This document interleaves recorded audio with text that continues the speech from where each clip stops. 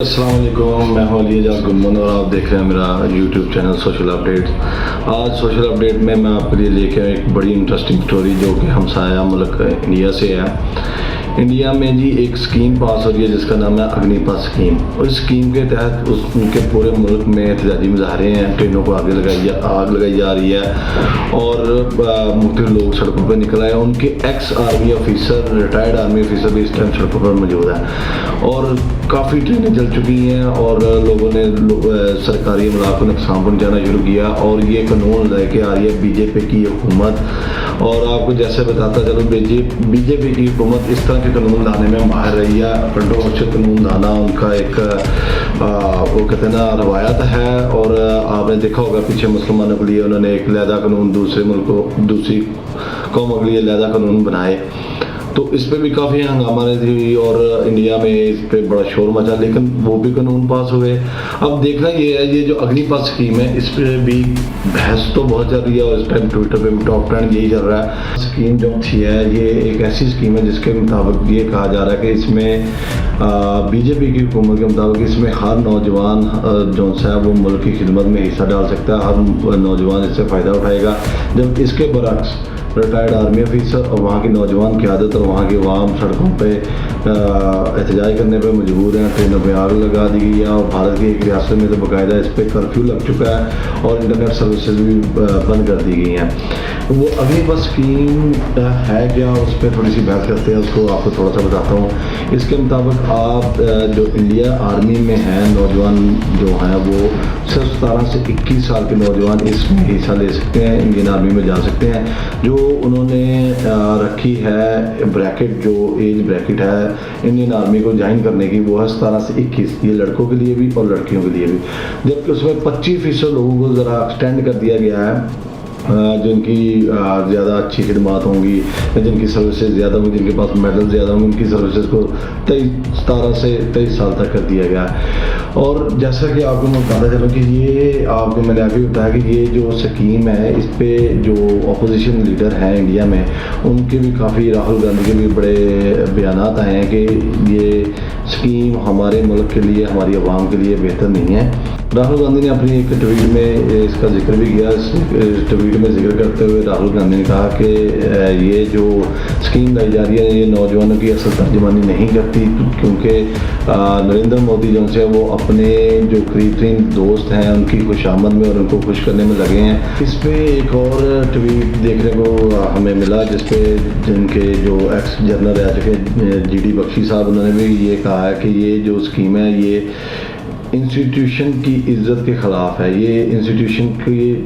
वक़ार के ख़िलाफ़ है, ये इंस्टीट्यूशन को कम करने के लिए। और इनके एक और चीफ ऑफ स्टाफ हैं राज कादियान, उन्होंने भी यही कहा कि ये जो स्कीम लाई जा रही है ये वहाँ की तर्जुमानी नहीं करती, ये फ़ौज का मोराल डाउन करने के लिए है। तो मुझे ये उन्होंने अपनी इसकी तफसीर बयान करते हुए कहा कि ये अगर इसी तरह हुआ, 17 से 21 साल की हमने एज रखी, तो अल्लाह ना करे भारत की अगर किसी से जंग हो जाती है, किसी मुल्क के साथ भारत का तनाव बढ़ जाता है, तो इस सिलसिले में वो नौजवान क्या जिसकी 4 साल की सर्विसेज होंगी या जिसकी 4 साल की मुलाजमत होगी वो मुल्क के लिए जान देगा क्या? उसके लिए ये मुआवजा काफ़ी है?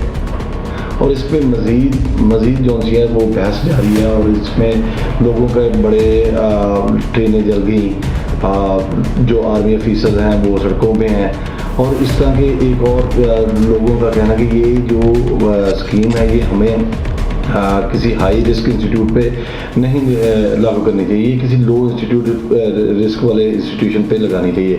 जबकि अमित शाह जो इनके हैं, अमित शाह ने अपनी एक ट्वीट में कहा कि लोगों का मेरे घर पे पथराव तो जारी है, बट ये इस स्कीम का जो फ़ायदा नौजवान नस्ल को होगा उसके समरात बाद में नज़र आएंगे, वो उसके रिजल्ट जो से बाद में आएंगे। हर नौजवान नस्ल जो सी है इसमें हिस्सा ले सकेगी।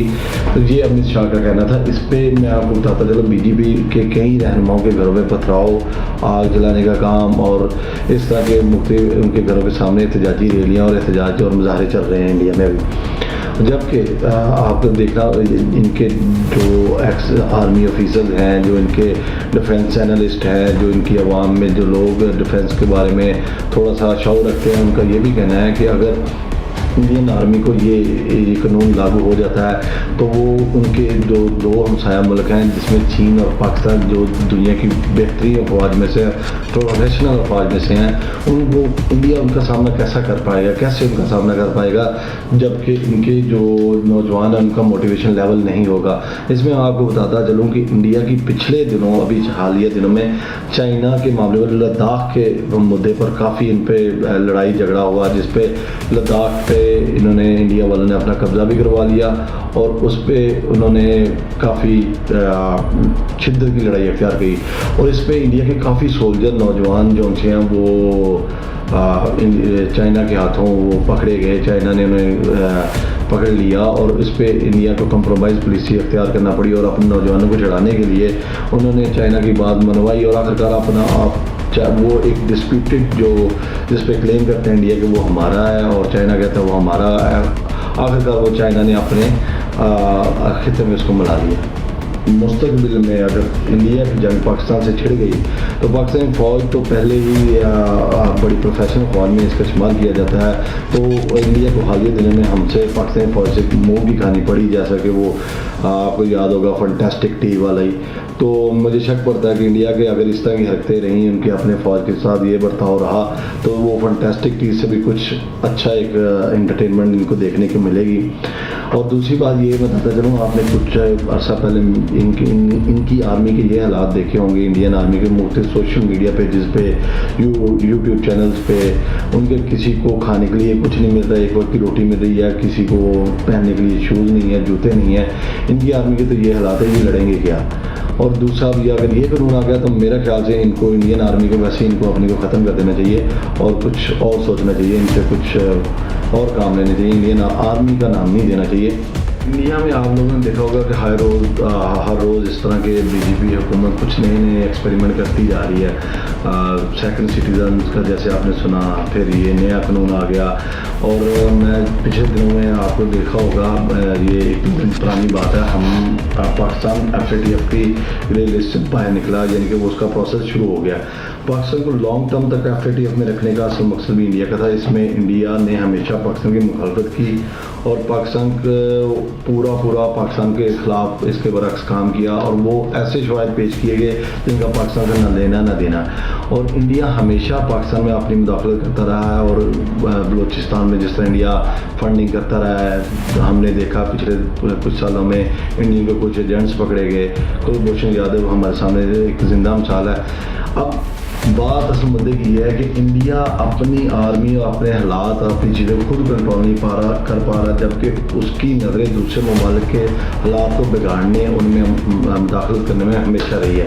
तो इंडिया वालों को मेरा पैगाम ये है कि अपने लिए वो लोग अपने रिप्रेजेंटेटिव चुने या वो लोग हुकूमत लेके आए जो आपकी फलाह बहबूद के लिए काम करें, ना कि दूसरे मुल्कों की छेड़छाड़ के लिए काम करें। मज़ीद अपडेट्स के लिए देखते रहिए हमारा यूट्यूब चैनल सोशल अपडेट्स। अपने होस्ट अली एजाज गुम्मा को इजाज़त दीजिए। अगले नए प्रोग्राम में नए मुद्दे पर नई बात पर नई बहस करेंगे। अल्लाह हाफ़िज़।